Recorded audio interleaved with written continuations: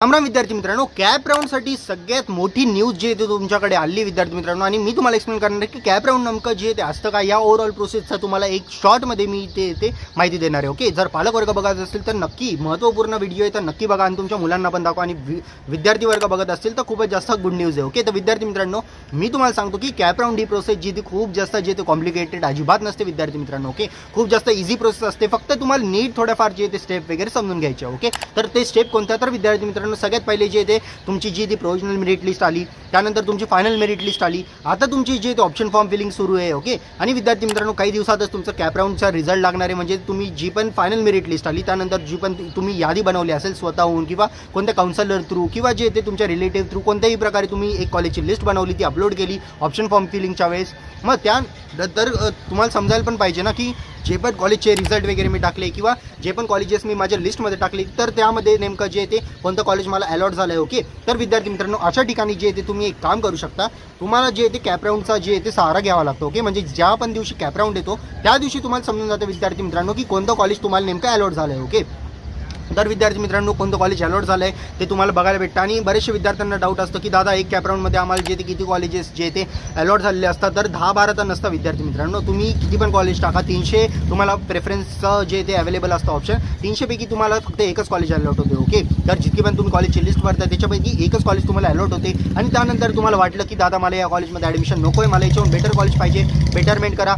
जी college लागली त्याच्यामध्येच admission पाहिजे, फ्रीज करा. जी कॉलेज लागली त्याच्यामध्ये ॲडमिशन नको आहे, कॅप राऊंडमधून बाहेर पडायचं आहे, नॉट फ्रीज करा. आणि जर तुम्हाला जे ते विद्यार्थी मित्रांनो फ्रीज वगैरे तर मी सांगितलं. आणि फर्स्ट प्रेफरन्सची जर कॉलेज वगैरे लागली तर त्या ठिकाणी ती ऑटो फ्रीज राहते. त्या कॉलेजमध्ये एक तर तुम्ही ॲडमिशन घ्या किंवा नॉट फ्रीज करा, किंवा म्हणजे ऑटो फ्रीज राहते म्हणून ती तुम्ही नॉट फ्रीज तर नाही करू शकत, पण डायरेक्टली जे ते नॉन कॅप ॲडमिशनसाठी इलिजिबल होतात. ओके, आणि स्पॉट राऊंडसाठी पण जर तुम्हाला त्याच स्टेटमध्ये जायचं आहे तर नक्कीच तुम्ही हे करू शकता, पण ऑटो फ्रीजपर्यंत जे ते ऑप्शन वगैरे जाऊ नका देऊ, हे माझ्या तुमच्यासाठी सजेशन राहील. ओके विद्यार्थी मित्रांनो, तर एवढे एकदम इझी प्रोसेस राहते यार. बरेच लोकांनी याला खूप म्हणजे हजारो व्हिडिओज बनवून, म्हणजे मी तर बघतो यार काही चॅनल्स 20 व्हिडिओज 30 व्हिडिओज, अरे बापरे याचं काय म्हणजे यार एवढं कॉम्प्लिकेटेड प्रोसेस केव्हापासून होऊन गेली. मी जे तुम्हाला एक्सप्लेन केलं तेच राहतं विद्यार्थी मित्रांनो, जास्त कॉम्प्लिकेटेड नसतं. ओके, सगळ्यात पहिले ऑप्शन फॉर्म राहतं, त्याच्यामध्ये तुम्हाला कॉलेजची लिस्ट अपलोड करायची. ओके, फर्स्ट प्रेफरन्सला असं कॉलेज अजिबात नाही टाकायचं आहे जे तुम्हाला लागणार आहे. ओके, असं कॉलेज टाका, फॉर एक्झाम्पल COEP CSS टाकून द्या. ओके, आणि मग ते कॉलेज टाकल्यानंतर जे ते तुम्ही रिमेनिंग कॉलेजेस नीट टाकू शकता. फर्स्ट कॅप राऊंडसाठी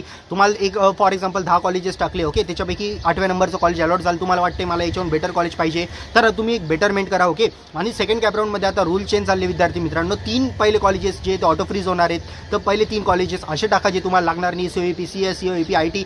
COEP म्हणजे तुम्ही दुसरे काही ब्रांच वगैरे टाकू शकता, AIML असेल तर, किंवा इलेक्ट्रिक असेल, मेटलर्जी असेल, कोणती पण एक ब्रांच XYZ टाकून द्या. ओके, त्यानंतर जे ते सेकंड कॅप राऊंडमध्ये तुम्ही इलिजिबल होऊन जाल. फॉर एक्झाम्पल तुम्हाला जे ते 6व्या नंबरचं कॉलेज लागलं, थर्ड कॅप राऊंडसाठी परत एकदा बेटरमेंट करा. ओके, आणि थर्ड कॅप राऊंडसाठी यांचा रूल परत एकदा चेंज झाला आहे. पहिले 6 कॉलेजेस जे पण असतील ते ऑटो फ्रीज होतील, म्हणून पहिले 6 कॉलेजेस असे टाका विद्यार्थी मित्रांनो, ते तुम्हाला लागणारच नाही. ओके, म्हणजे COEPचे सगळे ब्रांचेस वगैरे तुम्ही ॲड वगैरे करून द्या. आणि 7व्या नंबरला फक्त असं स्पेसिफिक एक कॉलेज टाका, कारण की याच्यानंतर कॅप राऊंड वगैरे तर आहे नाही, ऑलरेडी थर्ड कॅप राऊंडपर्यंत तुम्ही पोहोचले. फोर्थ कॅप राऊंडला जी कॉलेज लागली त्याच्यामध्ये तुम्हाला ॲडमिशन घ्यायचं, किंवा प्रिव्हियस कॅप राऊंडमध्ये जी पण आहे तुम्ही बेटरमेंट केलेली कॉलेज तीच तुम्हाला अवेलेबल होईल जर फोर्थ कॅप राऊंडमध्ये काही लागलं नाही तर. ओके, तर अशीच कॉलेज टाका ज्यामध्ये तुम्हाला 100% ॲडमिशन घ्यायचंच आहे. ओके, तर टाकलं, जर लागलं वेल अँड गुड, तिथे जाऊन फ्रीज करून ॲडमिशन घेऊन घ्या 1000 रुपीज पे करून, किंवा जे ते तुम्हाला वाटलं नाही बेटरमेंट केलेली आहे तर मग 1000 रुपीज परत एकदा पे करायची गरज नाही विद्यार्थी मित्रांनो.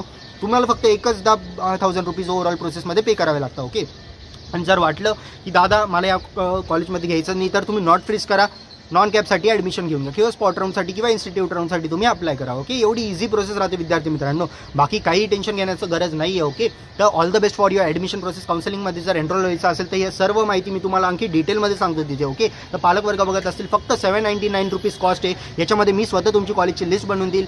ओके, प्रेफरन्स देऊन देईल, त्यानंतर जे तुमचं पर्टिक्युलर लोकेशन, तुमचं गाव, पत्ता. ओके, त्यानंतर जे किती पर्सेंटाईल, तुम्हाला JEEचा स्कोर किती येतो, कॅटेगरी कोणती आहे, त्यानुसार सगळी माहिती घेऊन एक नीट कॉलेजची लिस्ट मी तुम्हाला बनवून देईल. सेम ॲज इट इज तुम्हाला ऑप्शन फॉर्ममध्ये फिल करायची आहे, आणि रिझल्ट लागल्यानंतर जे ते आपण पुढचे जे पण प्रोसेस असेल ते डिस्कस करू. ओके, स्कॉलरशिपची इन्फॉर्मेशन, फर्स्ट इयर गायडन्स हे पण आम्ही तुम्हाला प्रोव्हाइड करतो आपल्या काउन्सिलिंगमध्ये. तर बस आजच्या व्हिडिओ पुरतं एवढंच. कॉलेजची लिस्ट हवी असेल तर एक जसं की तुम्हाला स्क्रीनवर दिसत असेल कॉलेजचा सिरियल नंबर, कॉलेजचा कोड, त्यानंतर कॉलेजची इन्फॉर्मेशन. ओके, सर्व CHचा कट ऑफ. ओके, त्यानंतर जे ते कॉलेजचं लोकेशन, कॉलेजचं कंप्लीट नेम, सगळं काही डिटेल्स तुम्हाला भेटेल. त्यासोबत autonomous college, government college, private colleges, जे पण ऑटोनॉमस कॉलेज पिंक कलरच्या याच्या, ते नॉन CS कॉलेजेस, येलो कलरच्या याच्यात हायलाईट आहे आणि सर्व सरचा पण ऑप्शन अवेलेबल आहे. तर बस आजच्या व्हिडिओ पुरतं एवढंच. कॉलेजची लिस्ट नक्की डाउनलोड करा, काउन्सिलिंगसाठी अप्लाय करा. मी तुमचा वेट करतोय. ओके, आपल्या काउन्सिलिंगमध्ये बस मी भेटतो नेक्स्ट व्हिडिओमध्ये. तोपर्यंत जय हिंद, जय महाराष्ट्र.